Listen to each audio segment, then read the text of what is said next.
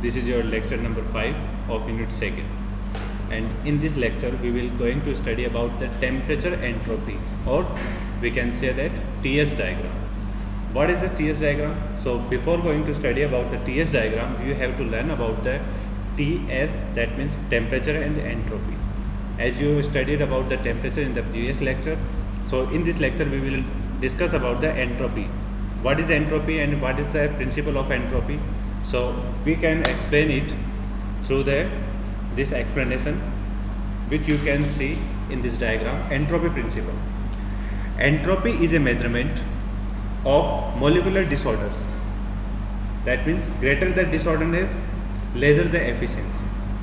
And we know that for an infinitesimal process undergone by a system can be expressed by ds greater than and equals to del q upon T, where S is denoted by the entropy, and for an isolated system dq will be 0. So we can write that ds for isolated system will be greater than and equals to 0. तो हम आपको ये explain कर रहा था कि अगर आपके किसी भी आइसोलेटेड सिस्टम के लिए एंट्रोपी में चेंजेस है, वो हमेशा ही उसकी या तो 0 रहेगा या 0 से ज़्यादा रहेगा. तो दैट मीन्स अगर आपके एक रिवर्सिबल प्रोसेस को हम कंसिडर करते हैं, तो रिवर्सिबल प्रोसेस के लिए आपकी जो एंट्रोपी में चेंज है वो अगर 0 के इक्विवेलेंट है, तो दैट मीन्स आपकी एंट्रोपी क्या हो गई वहाँ पे, कांस्टेंट. तो किसी भी अगर रिवर्सिबल प्रोसेस के लिए हम स्टडी करेंगे जो कि आपका आइसोलेटेड सिस्टम है और रिवर्सिबल है, तो आइसोलेटेड एंड रिवर्सिबल प्रोसेस, तो उस केस के अंदर आपकी एंट्रोपी हमेशा कांस्टेंट रहेगी, और एंट्रोपी कांस्टेंट रहेगी that means change in entropy will B 0. तो इस तरह से हम अगर एंट्रोपी को एक्सप्लेन करें तो हम समझ सकते हैं कि आपकी एंट्रोपी की वैल्यू क्या रहेगी क्या नहीं.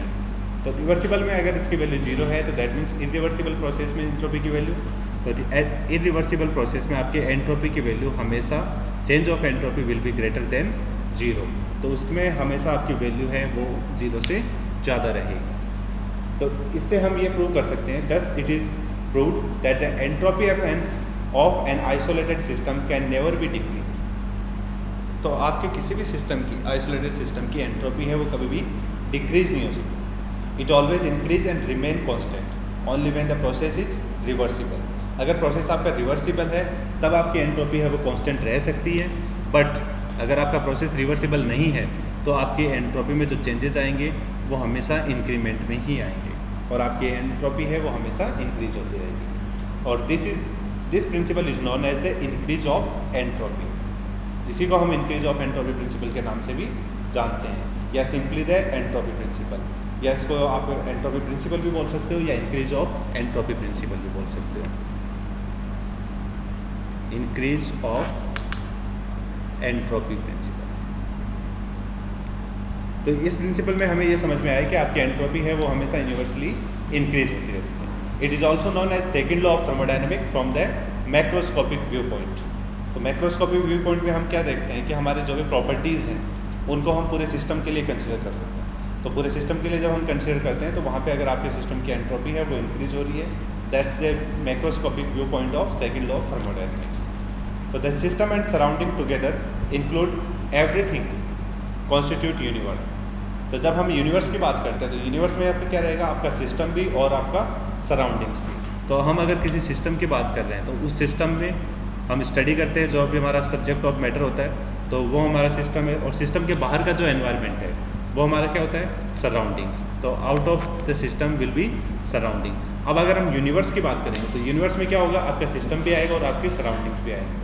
तो दोनों चीज़ों को मिला के हम आपके सिस्टम और सराउंडिंग को यूनिवर्स बोलते हैं. इसके अलावा नेक्स्ट पॉइंट है इसमें, an isolated system is form including system and surrounding with in it. तो आइसोलेटेड सिस्टम क्या होगा, आइसोलेटेड सिस्टम वो सिस्टम है जिसके अंदर आपका सराउंडिंग भी है, सिस्टम भी है, बट आपका हीट है वो आपकी उस सिस्टम से ट्रांसफ़र नहीं हो रही.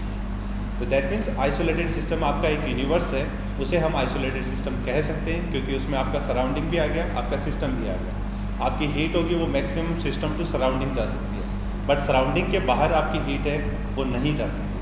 तो दैट मीन्स आपका जो सराउंडिंग है वो किसी भी सिस्टम के लिए अगर हम कंसिडर करते हैं तो एक पर्टिकुलर आइसोलेटेड सिस्टम के लिए आपका यूनिवर्स है वो एक आइसोलेटेड सिस्टम कहलाता है। यहाँ पे आपका ये सराउंडिंग्स है, बीच में आपका ये सिस्टम दिखाई दे रहा है, और ये अगर कंप्लीट हम स्टडी कर रहे थे इसको तो ये कंप्लीट स्टडी हमारी क्या थी, यूनिवर्स। तो ये यूनिवर्स आपका क्या हो गया, एक आइसोलेटेड सिस्टम। तो अगर हम कहें कि किसी भी यूनिवर्स की आपकी एंट्रोपी क्या रहेगी, तो for universe entropy will be ds is greater than and equals to 0 for universe. तो यहाँ पे हम डिफाइन कर देंगे कि यूनिवर्स के लिए आपकी एंट्रोपी क्या है, हमेशा 0 से ज़्यादा, या तो 0 के इक्विवेलेंट है चेंज ऑफ एंट्रोपी या उससे ग्रेटर देन है। अब यूनिवर्स के लिए हम इसको डिफाइन कर सकते हैं कि आपकी एंट्रोपी है वो किस किस की, यहाँ पे एंट्रोपी ऑफ सिस्टम जो कि इसके अंदर सिस्टम भी है, plus change in entropy of surroundings, और इन दोनों की वैल्यू है वो हम जब ऐड करते हैं तो दोनों की वैल्यू क्या होगी, हमेशा आपकी 0 से ग्रेटर देन और इक्विवेलेंट। तो इस तरह से किसी भी सिस्टम की एंट्रोपी है वो इंक्रीज हो सकती है और कांस्टेंट भी रह सकती है। Similarly of surrounding entropy can increase और डिक्रीज। तो दोनों की अगर आप देखो बात कि आपके सिस्टम की और सराउंडिंग की हम बात करते हैं तो वो दोनों एंट्रोपी आपकी इंक्रीज और डिक्रीज हो सकती है, बट यूनिवर्स की एंट्रोपी है वो हमेशा इंक्रीज होगी। तो that means there is a principle says but entropy of the universe is always greater than or equal to 0 and this is known as principle of increase of entropy, जिसमें हम आपको entropy के बारे में समझा रहा था कि किस तरह से आपकी एंट्रोपी इंक्रीज होती है। तो अब हम एंट्रोपी के बारे में आगे बात करते हैं। तो अब हम बात करते हैं आगे क्लॉसियस प्रिंसिपल ऑफ और इंटरनली रिवर्सिबल प्रोसेस। तो इसमें मैंने अभी आपको जो बताया था उसमें यही था आपका dq इक्वल्स TdS। तो दैट मीन्स आपकी जो हीट है उसमें चेंजेस हैं वो किसके इक्विवेलेंट होंगे, T जो आपका टेम्परेचर है एंड चेंज इन एंट्रोपी। तो आपकी एंट्रोपी में जो चेंजेस हैं उन दोनों के मल्टीप्लिकेशन के। तो कोई भी प्रोसेस है वो आपका TS ग्राफ के ऊपर कैसे जनरेट हो सकता है, कैसे हम TS ग्राफ के ऊपर डिनोट कर सकते हैं। तो TS ग्राफ के ऊपर भी आपके हर एक प्रोसेस को वैसे ही आपको शो किया जाता है जैसे हम PV डायग्राम्स के थ्रू शो करते थे। PV डायग्राम्स में क्या रहता था आपका, एक प्रेशर एंड एक वॉल्यूम। तो उन दोनों वेरिएबल्स को लेके हम एक ग्राफ डिनोट करते थे दो वेरिएबल्स के बीच में। तो वैसे ही यहाँ पे आपके दो वेरिएबल्स क्या क्या हो जाएंगे, टेम्परेचर एंड एंट्रोपी। अब यहाँ पे आपकी एंट्रोपी है वो कंप्लीट सिस्टम के लिए भी हो सकती है, या फिर स्पेसिफिक आप लेना चाहो तो स्पेसिफिक एंट्रोपी है वो भी हम यहाँ पे कंसिडर कर सकते हैं। तो because of Clausius principle the TS diagram for internally reversible process can be use to calculate heat transfer. तो that means internally reversible process होंगे उनके अंदर जो TS डायग्राम हम डिनोट कर रहे हैं वो आपकी हीट ट्रांसफर को कैलकुलेट करने के लिए यूज़ किया जा सकता है। तो यहाँ पे आपने अभी ये देखा कि आपके इस इक्वेशन के अंदर TQ इक्वल्स TDS डिनोट किया गया है। तो TQ इक्वल्स TDS का दैट मीन्स कि आपका प्रोसेस क्या है, रिवर्सिबल। अगर आपका प्रोसेस रिवर्सिबल नहीं होता तो that means change in entropy will be greater than 0। तो यहाँ पे आपका इक्विवेलेंट साइन ना आने के बाद ग्रेटर का साइन आता है इसमें। तो इसीलिए अगर यहाँ पे आपका सिर्फ इक्विवेलेंट का साइन है तो आपका प्रोसेस है वो रिवर्सिबल प्रोसेस है। इस चीज़ का हमें हमेशा ध्यान रखना है। तो जैसे कि इस डायग्राम में हम देख सकते हैं आपका टेम्परेचर और एंट्रोपी इन दोनों के बीच में एक ग्राफ प्लॉट किया गया है। आपका पाथ है 1 to 2 जहाँ पे हमने एक स्मॉल एलिमेंट लिया है जो कि आपके एंट्रोपी में चेंजेस हैं, और वो आपका एलिमेंट है DS। तो इसके अंदर जो थ्रेडेड एरिया है, इस ग्राफ के अंदर जो आपका थ्रेडेड एरिया इसमें दिखाई दे रहा है, तो वो थ्रेडेड एरिया है वो किसके इक्विवेलेंट होगा, आपके T into DS। यहाँ पे जो वैल्यू है T की वो यहाँ पे T रहेगी।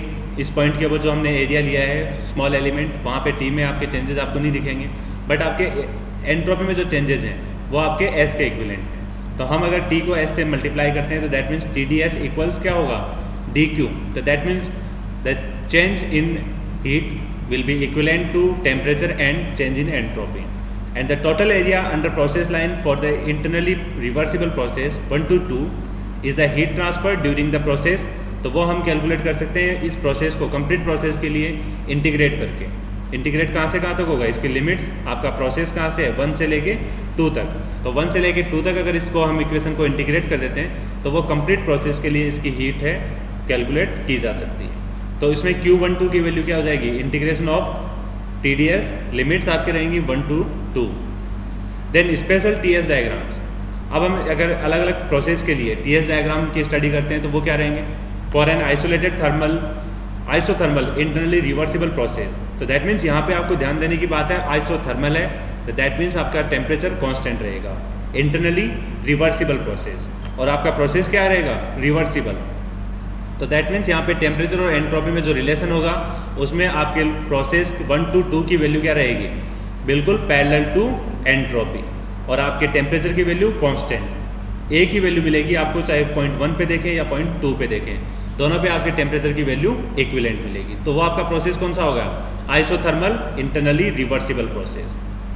तो इसके लिए अगर आपको एंट्रोपी की वैल्यू या हीट ट्रांसफर की वैल्यू कैलकुलेट करेंगे तो वो क्या रहेगी, Q1 to 2 इक्वल्स T, और यहाँ पे एंट्रोपी कहाँ से कहाँ तक चेंज हो रही है, S2 minus S1, तो हम इसको मल्टीप्लाई कर देंगे T से S2 minus S1 को, तो वो आपकी वैल्यू हीट ट्रांसफर के लिए आ जाएगी कंप्लीट प्रोसेस 1 to 2 के लिए।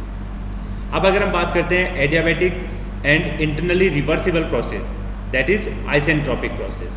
तो आइसेंट्रोपिक में क्या रहेगा, आइसेंट्रोपिक दैट मीन्स आपकी एंट्रोपी वहाँ पे change in entropy will B 0, तो एंट्रोपी में चेंजेस 0 है तो that means entropy will be constant, और एंट्रोपी कांस्टेंट है तो दैट मीन्स आपका ये जो ग्राफ बनेगा वो क्या बनेगा, आपके परपेंडिकुलर लाइन यानी कि टेम्परेचर लाइन के पैरेलल ग्राफ बनेगा।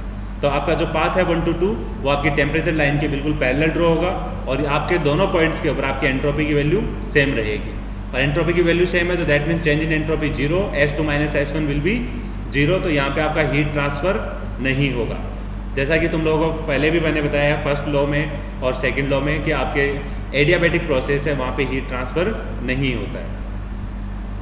नंबर 3 आपका है for pure substance with liquid vapour phases. Liquid vapour phases में जो प्योर सब्सटेंसेज है दैट मीन्स हम अगर किसी भी वाटर के लिए या फिर स्टीम के लिए हम जब ग्राफ जनरेट करते हैं तो वो TS डायग्राम पे डिनोट किया जाता है, और TS डायग्राम पे जब हम ग्राफ डिनोट करेंगे तो वहाँ पे एक वाटर वेपर डोम बनता है। उस डोम के अकॉर्डिंग हमें डिफाइन होता है कि यहाँ पे आपकी प्रेशर की वैल्यू क्या है, टेम्परेचर की वैल्यू क्या है, और उसके एंट्रोपी की वैल्यूज़ क्या क्या है। उन वैल्यूज़ के अकॉर्डिंग उसको हम उसका ट्रिपल पॉइंट है वो डिसाइड करते हैं। जैसे आप ये TS डायग्राम देख रहे हैं तो इस TS डायग्राम में ये एक आपको इंक्लाइन लाइन दिखाई दे रही है जो कि ऊपर एक पीक तक जाती है, उस पीक के ऊपर जाने के बाद ये दोबारा धीरे धीरे डिक्रीज होने लग जाती है। तो यहाँ पे जहाँ तक ये इसका पीक पॉइंट रहता है तो वो पॉइंट है इसका कहलाता है लिक्विड फेज चेंजेस। यहाँ पे ये सॉलिड से लिक्विड में चेंज होता है। देन इस पीक पॉइंट के बाद ये जो आपकी लाइन ड्रॉ हो रही है इस लाइन के ऊपर ग्राफ आपका हो जाएगा सैचुरेटेड वेपर लाइन। तो इस लाइन के बाद आपके लिक्विड की वैल्यू किस में चेंज हो जाएगी, स्टीम में। तो यहाँ पे आपका ये ग्राफ डिनोट करता है कि इसमें तीनों फेजेस आपके वाटर की किस तरह से अवेलेबल होती हैं। यहाँ पे आपका लिक्विड भी रहेगा, सॉलिड भी रहेगा और गैसियस फॉर्म में भी रहेगा। अब इनके ऊपर अलग अलग प्रेशर के अकॉर्डिंग क्या डिफरेंस आता है, तो यहाँ पे इनकी प्रेशर लाइन्स हैं वो यहाँ पे P1 और P2 के रूप में डिनोट की गई है। ये P1 और P2 कांस्टेंट प्रेशर्स हैं पर्टिकुलर पॉइंट के ऊपर। तो जो लाइन्स यहाँ पे डिनोट की गई हैं वो इस टेम्परेचर और एंट्रोपी डायग्राम के अंदर इसी तरह से आपकी डिनोट होंगी। यहाँ पे हमें प्रेशर है उसको कांस्टेंट इक्विवेलेंट शो करना होगा। तो ये हमारा हो गया प्योर सब्सटेंस के लिए। देन फॉर कार्नोट साइकिल, अगर हम कार्नोट साइकिल के लिए TS डायग्राम को डिनोट करना चाहते हैं तो दैट मीन्स कार्नोट साइकिल में क्या था, हमारे दो प्रोसेस आपके आइसेंट्रोपिक थे और दो प्रोसेस आपके कांस्टेंट टेम्परेचर प्रोसेस थे। तो जो कांस्टेंट टेम्परेचर प्रोसेस थे 1 to 2 and 3 to 4 तो वो दोनों आपके पैरेलल हैं एंट्रोपी के, और जो आइसेंट्रोपिक प्रोसेस थे वो दोनों आपके 4 to 1 and 2 to 3 तो वो दोनों आपके टेम्परेचर के पैरेलल आएंगे। तो इस तरह से आपका ये जो ग्राफ इसके अंदर दिखाई दे रहा है वो ग्राफ आपका बनेगा कार्नोट हीट इंजन के लिए। और इसके अंदर अगर हम आपकी वैल्यू कैलकुलेट करें QH की तो वो क्या हो जाएगी आपकी T1 S2 minus S1 will be positive and QL जो आपकी हीट रिलीज हो रही थी 3 to 4 में तो that will be T3 S4 minus S3। और यहाँ पे मैंने आपको बताया था कि that will be negative because हम यहाँ पे जब हीट को इनपुट दे रहे हैं तो हीट रिजेक्टेड है वो इसके अंदर नेगेटिव ली जाएगी। हीट इनपुट इसमें पॉजिटिव ले रहे हैं तो हीट रिजेक्टेड यहाँ पे नेगेटिव आ जाए। तो इस तरह हमने देखा कि आपकी हीट जो है हायर टेम्परेचर के ऊपर जो हीट एडिशन हो रहा है वो आपका QH विल बी पॉजिटिव, और जो हीट लॉस हो रही है यहाँ पे लोअर टेम्परेचर के ऊपर 3 to 4 प्रोसेस के लिए QL वो क्या होगी नेगेटिव। तो यहाँ पे हमने इसीलिए S4 minus S3 की जगह S3 minus S4 लिया था ताकि हमें यहाँ पे वैल्यूज है इसकी पॉजिटिव में मिल जाए।